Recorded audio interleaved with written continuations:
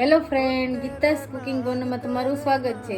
તો ચલો આજે આપણે પરફેક્ટ આમરા આથવાની રીત બતાવું તમને। અને આપણે છે ને એક કાચની સાફ બરણી લેશું, પછી આમરા હોય ને એને આ રીતે આપણે કટ લગાવતા જશું બધી સાઈડથી, અને આ બોટલમાં ઉમેરતા જશું। આપણે 1 ચમચી હળદર ઉમેરીશું અને 2 ચમચી આપણે નિમક ઉમેરીશું।